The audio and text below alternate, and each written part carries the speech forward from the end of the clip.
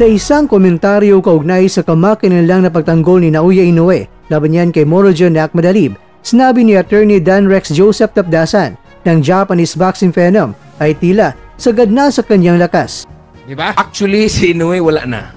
Yeah, finish na siya sa peak. Ibig sabihin, nasa sukdulan na ang potensyal niya sa super bantamweight division. At ayon sa kanya, hindi na makakabuti ang hakbang ni Inoue tungo sa mas mataas na timbang gaya sa featherweight dahil may mga limitasyong pisikal at teknikal na nagpapahirap sa naturang pag-akyat.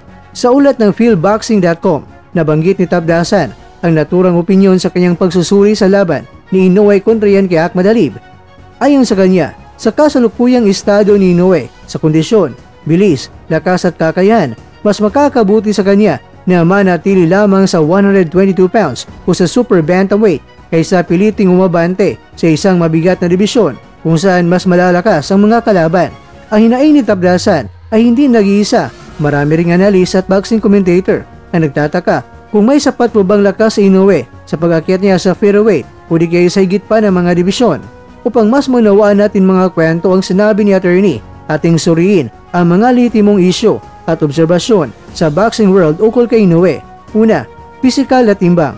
Si Inoue ay matagal nang nakikipagsabayan sa super bantamweight o 122 pounds at sinabi niyang hanggat kaya pa niyang bumaba sa timbang para makapasok sa limit ay mananatili pa rin siya sa super bantamweight.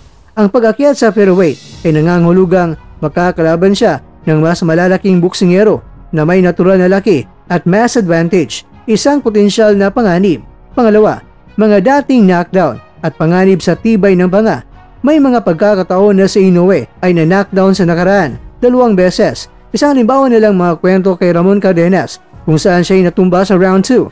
May nagsasabi pa na ang naturang insidente ay maaring senyales na hindi ligtas para sa kanya ang labanan sa divisyon kung saan mas malakas ang mga suntok. Kung sa super bantamweight pa lang ay nagkaroon na siya ng ganitong senaryo, sa featherweight ay lalo itong maabutan ng mas matitinding kondisyon ng pagkatama. Pangatlo, strategic career management o pananatili sa 122 pounds. Ayon sa isang artikulo ng Boxing News 24, may mga taga-masid na nagsasabing si Inoue ay hindi nagmamadali na tumawid sa 126 pounds at may posibilidad na manatili na lang sa super bantamweight habang hindi direkta nakikipagsabayan sa mas malalakas na mga kalaban. Ibig sabihin, mas pinili niya ang seguridad at dominasyon sa kasalukuyang dibisyon kaysa panganib sa pag-akyat.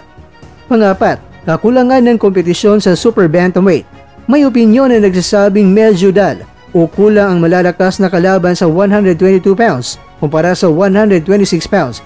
Kaya kahit manalo doon ay maaaring hindi maubos ang hamon para kay Inoue. Gayunpaman, ang paglipat pataas ay mas malaking panganib. Panglima, ang pahayag ni Inoue na depende sa kakayahan niya sa pagbabawas ng timbang. Paulit-ulit na sinabi ni Inoue na hanggat kaya niyang gumawa ng timbang o magbawas para sa 122 pounds, hindi niya yayakapin ang pag-akyat ng padalos-dalos. Ibig sabihin, ang pag-akyat ay hindi priority hanggang maayos ang kanyang pamamahala sa timbang at performance.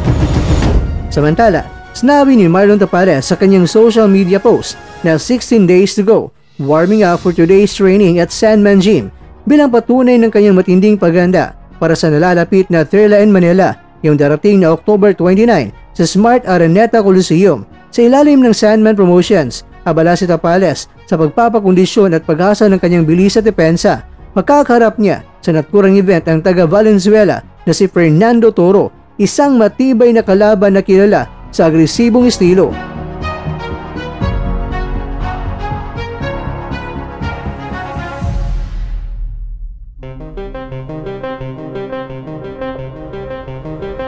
Mga kakwento, ayon kay Tapales, hindi siya magpapabaya at determinado siyang makabawi matapos ang huling pagkatalo niya sa World Title Fight kontra kay Naoya Inoue.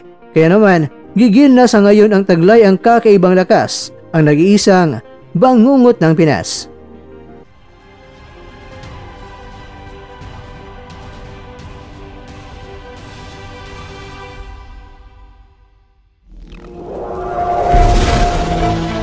At dyan, nagtatapos ang ating kwento.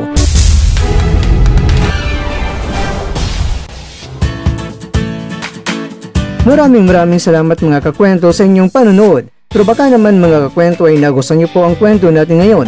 baka pwede niyo po akong mabigyan dyan ng like, subscribe at pa-click na rin sa bell button.